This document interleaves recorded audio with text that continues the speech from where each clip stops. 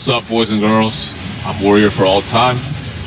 Maybe you can already tell, but I'm using my real voice today. Turns out it's really hard to edit with an AI generated voice. I have to coordinate everything and it's such a pain in the ass. So I'm just gonna stop being a shy boy and talk to you directly today. So this video is basically the last video that I'm gonna have for this Smith and Kitava. I'm probably gonna stop playing this character for a while. I think it's already min-maxed. So I thought I'd share the last part of the video. Those will include some updates and basically a revisit on my guides. So I'm just going to do a total guide on this video, so stick around. I'm going to go over the Ascendancy, why Smith, and what makes Smith so special. Number 2, I'm going to go through armor stacking, why I'm armor stacking, because we're doing that a lot, right? We're also going to explore armor applies to elemental damage and chaos damage. And number 3, I'm going to talk about my passive tree for a bit.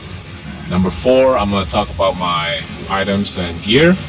Number 5, I'm going to talk about my damage and how I'm one-shotting bosses. And number 6, and we're going to talk about weapons and my jewels and my passive tree. Yeah. So as you can see, I'm tanking with ease. I'm completely talking to you guys and tanking 115% Delirious, the last stage of Simulacrum, max tier Simulacrum. As you can see, my health is barely going down, so let me finish this up so that I can talk to you in a more quiet manner. There we go. Yeah, so let's talk about the Ascendancy here. The reason why I like Smith is because it's really tanky, first of all. And number 2, it gives me a lot of space to play around with my gear, right? So it gives me a lot of space to take strength, or take armor applies to elemental damage, or take, like 100% increase effective socketed items, or maybe even like, other stuff like damage recouped as live, increase global defenses on my amulet, right? Why does it give me space? It gives me space because of this node. This node basically says it's whatever fire resistances I have, I also have cold and lightning resistances.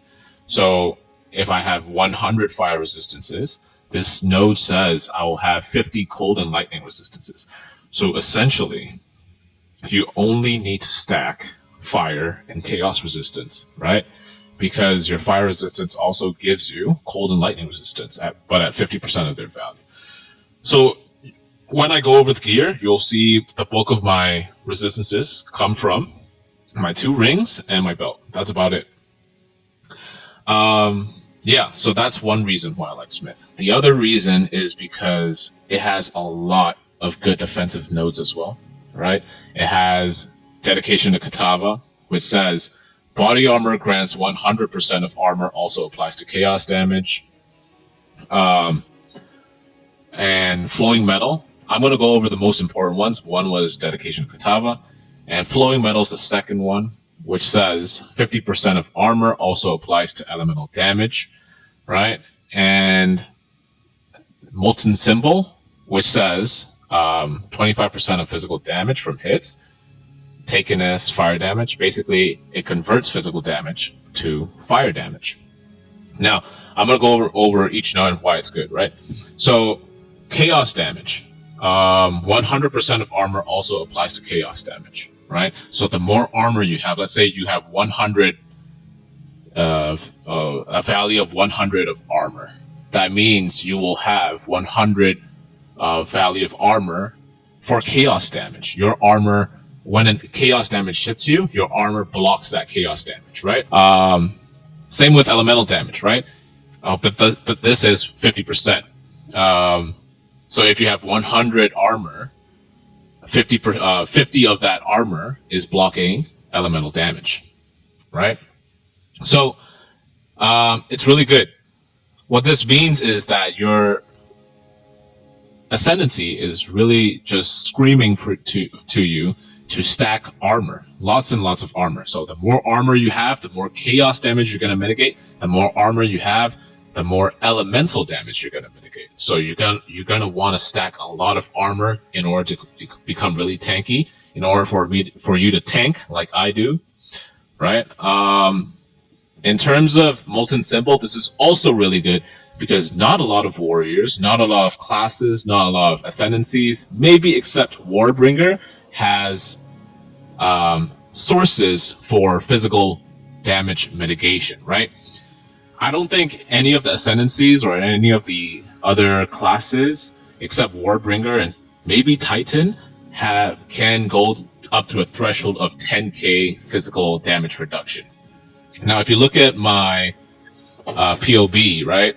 If you look at my POB here, I have 80.7k EHP, 10.6k physical max hit. That's what I'm talking about. That 10.6k is mainly coming from this node, Molten Symbol. And physical damage, I think, is one of the strongest incoming damage that you can receive because there's not a lot of mitigation for that except block, armor, and converting that damage into elemental damage. So, yeah. Smith is one of the few ascendancies that can block this, that can convert physical damage into fire damage. And since you're already converting physical damage into an elemental damage, such as fire, you naturally resist it with Flowing Metal and other nodes such as Prism Guard, right? Armor also applies to elemental damage, right? You have armor also applies to elemental damage here. And in your armor, you have so much armor applies to elemental damage. Armor also applies to elemental damage here, here, and here. So you have so much armor applies to elemental damage. If we add this up, 40, 80, 121, 145, 150, excuse my math here. And then plus, so essentially what I'm saying is we have 200% of armor also applies to elemental damage, including the fat modifiers on my armor. So that's crazy, right? I'll show you my armor value right now. So my armor value is at 70,960. That comes from my all my items and all the armor nodes. But yeah, look at my elemental max hit, right? Oh, actually, sorry, I can show you. So it says 62k because I'm holding the surrender shield, but when I hold in an actual shield for bossing, it gets up to 76k, I think. Yeah. But essentially, look at my armor applies to elemental damage. This is unbuffed, by the way. This is unbuffed. And if it's buffed, it probably goes to around 250,000 value, right? And chaos damage is the same, probably goes to 80,000. Actually, sorry, this is buffed, but this is just with surrender shield. That's why. Yeah, so you want to stack armor, basically. In short, you want to stack armor. And we have other nodes such as Kitava engraving, which increases life. Support straps, which increases strength by 20%, which is huge, actually. We have leather bindings to regenerate more life, right? So, which is nice. And we have a bunch of armor nodes here. I took here. Here, armor applies to elemental damage here. More elemental damage here. Armor here. More life regen here. We'll get to life regen in a moment and why we need it. We have more armor here. and we have more armor here with iron reflexes. Right, so that's about it for armor, right? We want to be stacking armor because the more armor we have, the more elemental damage we resist or mitigate, the more chaos damage we mitigate. So it's just a nice thing to have, and that's how I'm tanking all this Simulacrum things, right? In terms of armor, like I said, you need to stack a lot of armor. Also applies to elemental damage and chaos damage, especially on the helmet. You want the chaos damage because it has that modifier when you desecrate it. You can buy this. You can buy these off of the market, but I think it's a little more expensive if you want the armor applies to chaos damage, right? Same thing on the gloves. You have armor also applies to elemental damage. Same thing on the boots. You have armor also applies to elemental damage. Actually, let me get my bossing shield here. So if I equip this, I use this for bossing, I use this for mapping and things like Simulacrum. If I equip this, it gives me 1,202 armor, more armor. It also gives me 8 additional physical damage reduction, which is really nice. It's another source of physical damage reduction, which is hard to come by. Right. We also have 50% of armor also applies to elemental damage. I'm going to be saying armor also applies to elemental damage a lot, so please excuse me. That is our bread and butter of this build, right? So I'm going to be saying that a lot. For the amulet, I crafted this amulet myself. I crafted this helmet also, but I crafted this amulet recently, and it's a Giga Chad amulet. Basically, you want +3 melee skills on there, increased armor at least. So this is with the modifiers. So without the modifiers, I have full increased armor, 50%, 29% global defenses, 6% life. That's a T2. It could be better, but I ran out of currency to make it better. So yeah, I'm just gonna stick with this for a while until I have more currency. 10% increased strength. I got you can actually essence that, and you can also essence 20% of damage taken recoup this life. Actually, I don't remember if it was essence or desecration. Don't quote me on that. Yeah. So, but this amulet is a big part of how I've reached 80k effective health pool. Yeah, for my rings here, I have the bulk of my resistances. So you want to prioritize strength on your rings because we are speccing into Giant's Blood, right? To hold two-handed weapons. Other than that, you basically stack life as well. Of course, your resistances come first, right? Cap out your resistances first, then get strength, then life, then evasion rating. Why do I have evasion rating on there? Because of iron reflexes, right? Because if I have evasion rating on my rings, that evasion rating gets converted to armor. So basically, I have 200 armor here. 174 armor here, and I have no evasion rating here. Maybe I should have evasion rating, but at this point, it doesn't really matter. I'm very tanky already. For my belt, I have more resistances. I prioritize life here, and I prioritize armor, right? I have around 400 armor here. Again, excuse my math. I'm not really good at mental math. For my charms, I don't need these charms anymore since I'm really tanky. You know, what's the point? But I have the thawing charm. I have the staunching charm. Actually, yeah, you do need the staunching charm because warriors, they're really weak to bleeding. No matter what warrior it is, they're just very weak to bleeding. So you want the staunching charm. These go for exalts, by the way. They're not very expensive at all. And you want the dowsing charm for ignite.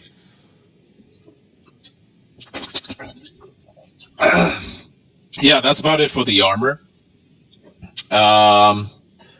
Let's talk about why I have 2 shields for a moment. So the surrender shield is really good at mapping and taking in multiple hits at the same time. What do I mean? Like in mapping situations or in simulacrum situations, you're getting hit by lots of monsters, right? And it has a high block chance. Because it has a high block chance, you're blocking all these small little hits. So when you're blocking these small hits, the modifier says you recover 4% of maximum life when you block. So these small hits are actually healing you, right? Instead of damaging you, because you're blocking those hits and then recovering life off of these blocks. So it's really good. I'm not saying this shield is better than, this shield is weaker than surrender shield, but this shield is specifically for bossing. But for bossing, it's just really nice to have more armor. Number one, because more armor means more elemental damage, a reduction, right? And it has 8% additional physical damage reduction, which is huge. So things like Zest, hand slamming you will survive that with these kinds of modifiers, right? And again, Zest, bringing out the fireball, getting hit with a fireball, getting hit with multiple fireballs and breaches, or like getting that cold thing from the expedition boss, or like, yeah. So those type of stuff, it comes in really handy. Or when you're facing, map bosses, right? And they're about to do their one shots, you survive them with this. So it's really good. It's really good. So I use this for bossing and I use this for mapping. But I wouldn't say specifically these are for bossing and mapping. I just use whatever I feel like is good at the moment, right? So I switch in between these two a lot. It's just intuition. I just go by feel. One of these would work for you just fine wherever, whatever content, right? Yeah. For my flask, I have the Ultimate Life Flask.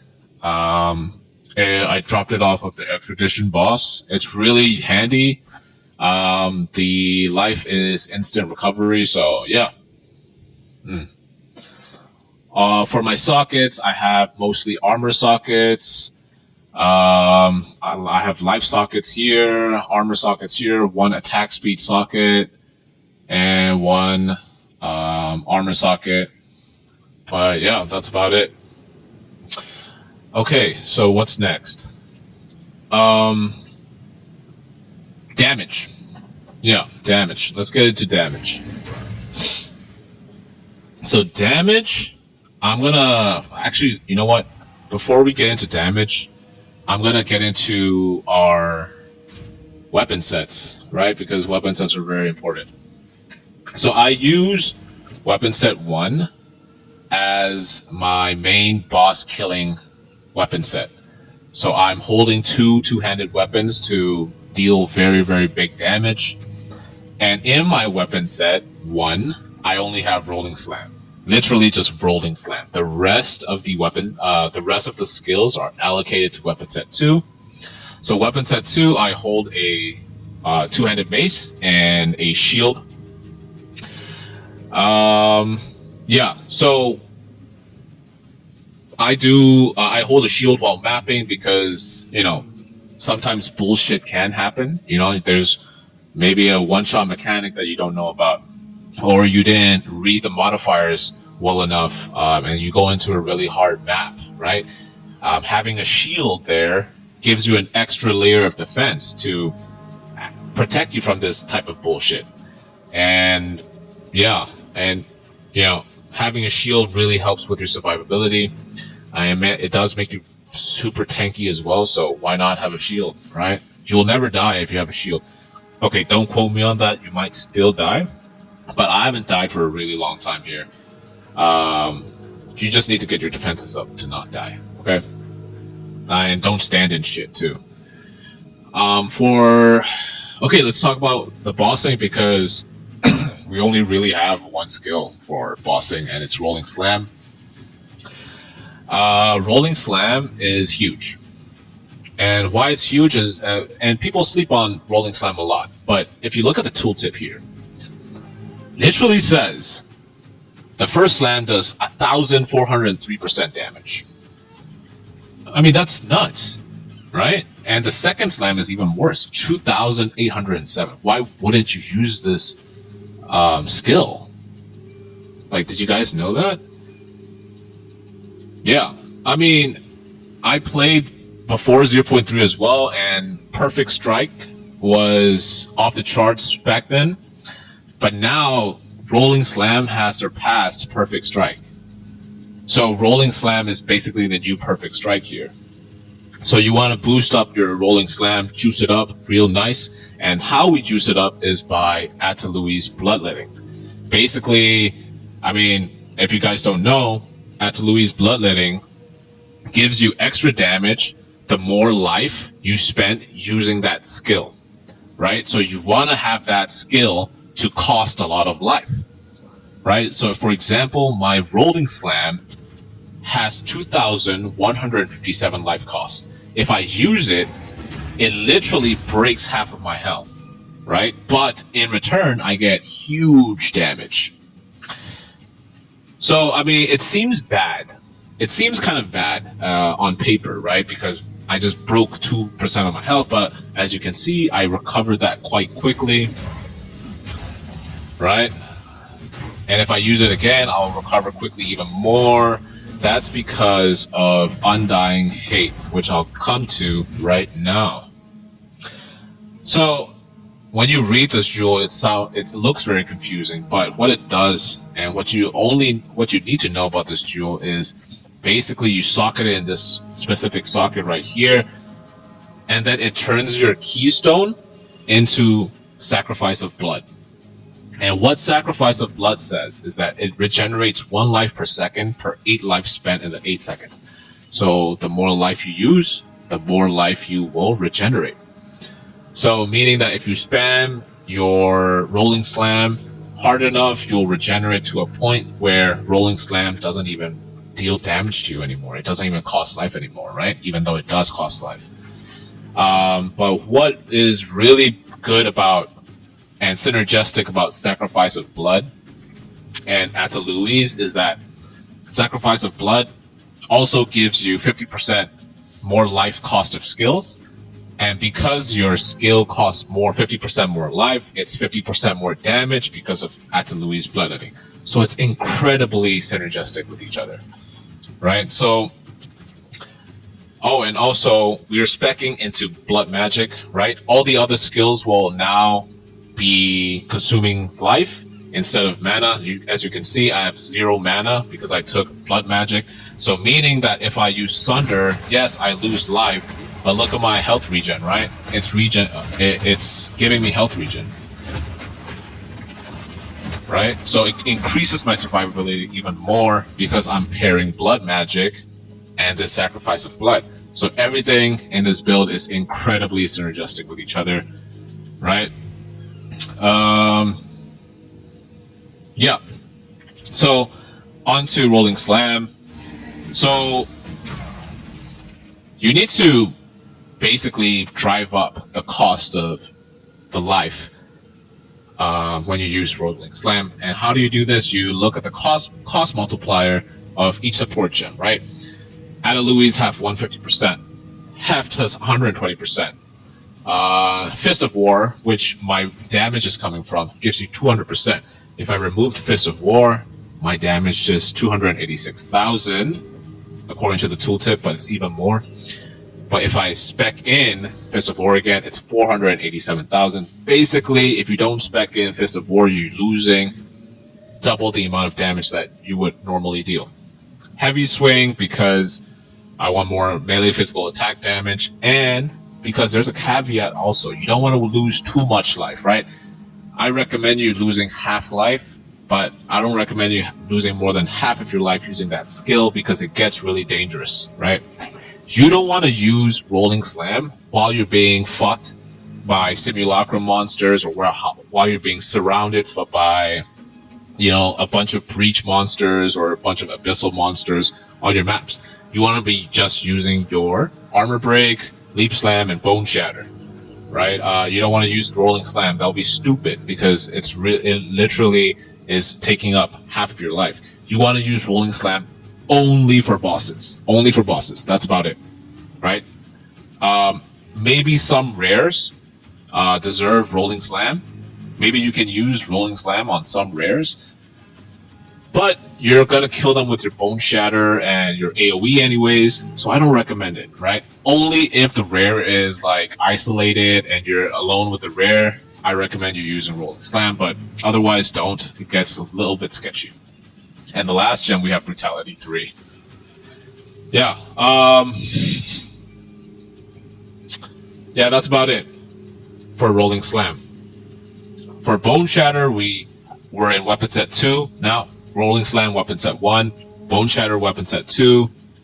We have Heft, Fire Attunement, Impact Shockwave, Armor Break. We want to break armor while we're doing our rotation because of Scavenged Plating.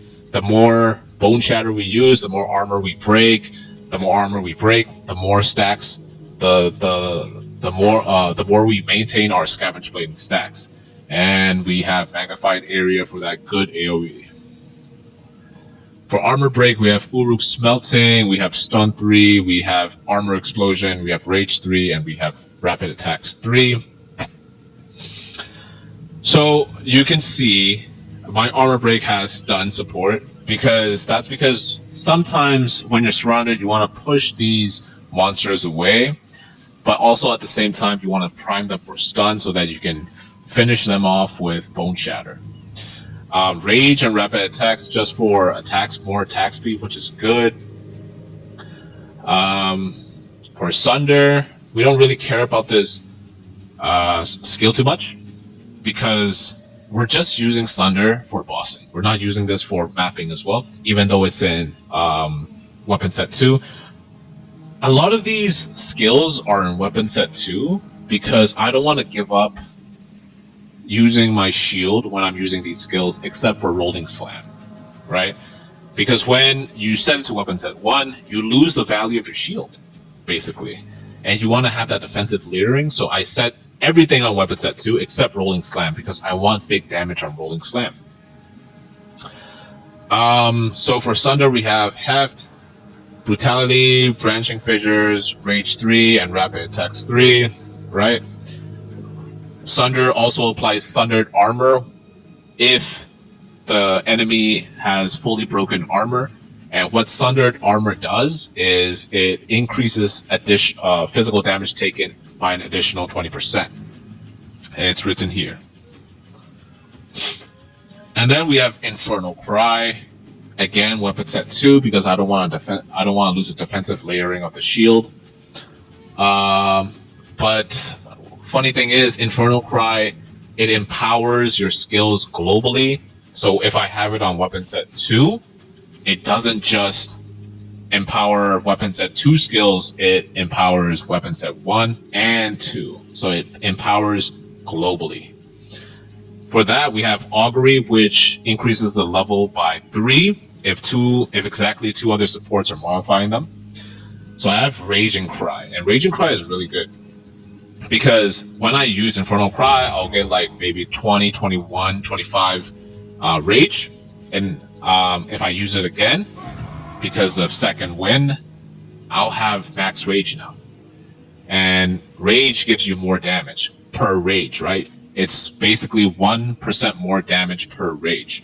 So, and I have a capped out rage of 45 rage with all these nodes. So I'm doing 45 more damage. Actually, I'm doing more because of Berserk, but I'll get to that in a bit. Yeah, so you want to get Raging Cry here, and you want to get Second Wind. And the special thing about Second Wind 3 is that it also heals you for 2% of your maximum life per second of cooldown. Now, what does that mean? So if my Infernal Cry has, let's say, 12 seconds of cooldown, right? It says, when a support skill consumes a cooldown use, recover 2% of maximum life. So if I have 12 seconds, right, 12 times 2 is 48%. So literally, it's saying I'm recovering 48% per second of cooldown. Per charge. So I literally have 96% recovery. Sorry, I have 96% maximum. I recover 96% of maximum life when I use Infernal Cry twice. It's literally an emergency health pot, which heals you back to almost full health. Same with Fortifying Cry, right? It's crazy. When a support skill consumes a cooldown use, recover 2% of maximum life per second of cooldown. So combine these, I have 96 here, 96 here, 192%. I mean, that's crazy. Come on. Unless I'm reading this wrong, right? For Fortifying Cry, I have Raging Cry for more rage. So essentially, I would use Infernal Cry, Fortifying Cry, and then Rolling Slam, right? I'll cover the entire rotation later. But Fortifying Cry and then, Infernal Cry and Fortifying Cry gives me max rage. For Leap Slam, we have Holy Descent because we want some nice heals if we need some, right? That's always good. We have Rapid Attack so that we move faster. We have Bring 2 so that we can stun better. We have Stun 3 so that we are not overkilling the enemy, but actually guaranteeing the stun, guaranteeing the priming for stun, so that we can finally Bone Shatter, and Magnified Area so that we can increase the AOE. And Scavenge Plating now. So Scavenge Plating, yeah, it's self-explanatory because I'm doing Leap Slams and Bone Shatter breaks my enemy's armor. I'm basically maintaining 10 stacks of Scavenge Plating, which gives me 40% more armor, not increased armor. And so it makes me really tanky, right? It synergizes with my tankiness. And I have Prolonged Duration 2 here because I want to extend my stacks and maintain my stacks as long as possible. And now Berserk, my favorite ability or spirit gem. So what Berserk does is that it increases your rage effect. It says grants 72% increased rage effect. What does that mean? So it means that, let's say right now, normally without Berserker, you have 1 rage gives you 1% more damage, right? That's normal. But Berserk says that for 1 rage, you'll have 1.72% more damage. Meaning that if I have 45 rage right now, you times that by 1.72 because you want to increase by 72%, meaning I will have somewhere around 77-78% more damage when I have max rage. So it's insane, right? It's a huge source of damage, and I really like this. I really like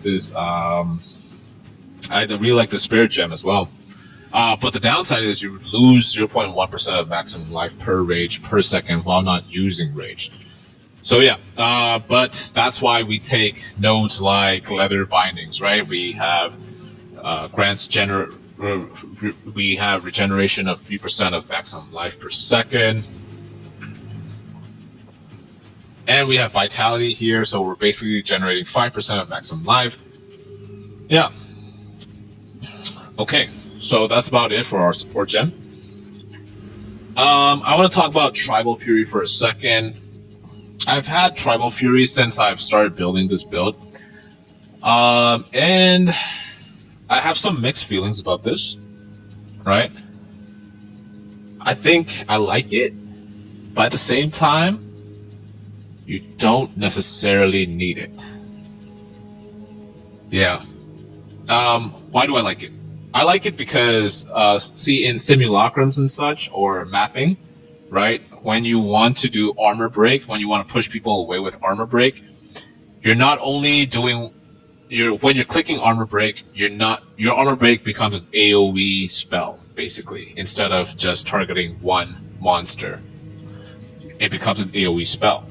So when you're breaking armor, you're not just breaking armor to the monster in front of you, you're breaking armor around you, in a cone in front of you. So it's really good for breaking armor, and it's good for priming to stun enemies with armor break and just your normal basic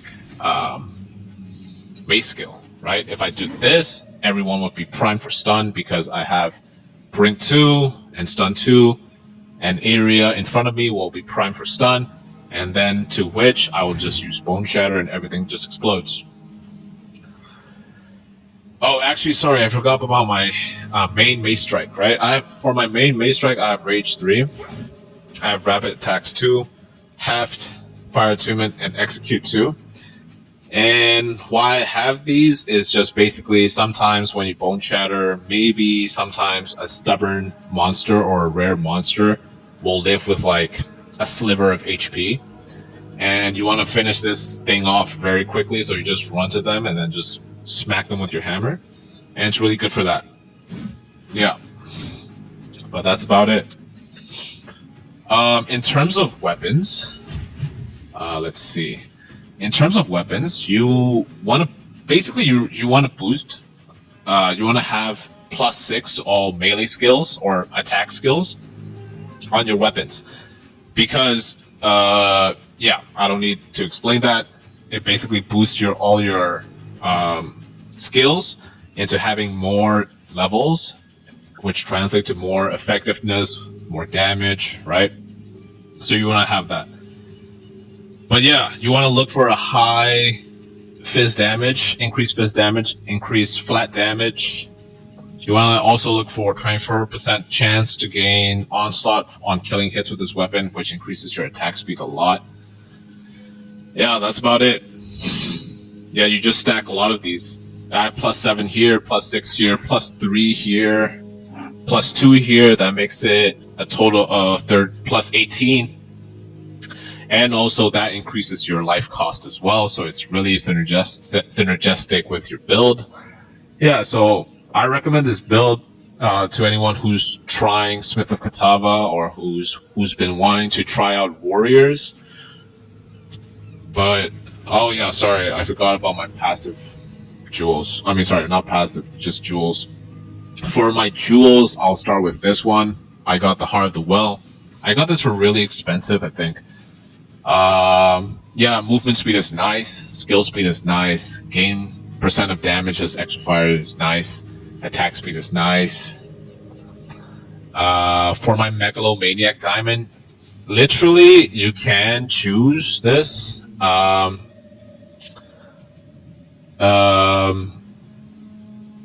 It depends on what you need, right? Like, you want to get what you need on here. For me, I spec'd into Molten Being, right? Molten Being basically says 5% of physical damage taken as fire damage, which, you know, helps with, again, my Fizz Max hit, which is now 10.6k, which is really good. My physical damage taken gets converted to fire damage. So essentially, with this node for my Ascendancy, which says 25% of physical damage gets converted to fire damage, and this node I've taken through Megalomaniac Diamond, I now have 30% of physical damage taken as fire damage, which is huge mitigation, right? It makes me extra tanky. And I gain a little bit of damage as extra fire damage with this. And then I have Behemoth that says 3% increased maximum life. Maximum life is always good. More area effect for attacks. I mean, I don't really need this node. But it's good to have. Literally, just listen to your characters, see what you need. Maybe you need more life regen, so maybe you can look for a Megalomaniac Diamond that has Necromantic Ward, or even what's that? Or even Blood Transfusion, right? There is this node which does the same thing, but of Molten Symbol. It's called Catalysis. So 25% of physical damage taken from hits, taken as damage of a random element. It's basically the same thing as this and this. So if you want to spec, if you can't find Molten Being, you can maybe find Catalysis as well. Right now, I'm not promoting any of my sales or my items, but I am selling this for 20 divines and this for 70 divines. Yeah, I mean, you don't have to buy them, right? I'm just telling you.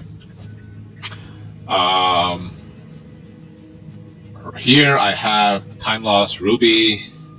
My small passive skills grant 3% increased armor. Small passive skills increase 2% attack damage, and increase effective notable skills and increase effective passive skills. Yep. And the Undying, like I said. What else? Yeah, so these are damage nodes. I mean, I don't really need to explain my passive tree. It's all in the POB and max roll, so just check them out there. Yeah, let's go over my rotation for a bit. Mapping rotation. It's literally Armor Break, Sunder, Sunder, Infernal Cry, Fortifying Cry, and then Rolling Slam. Yeah, that's about it, man.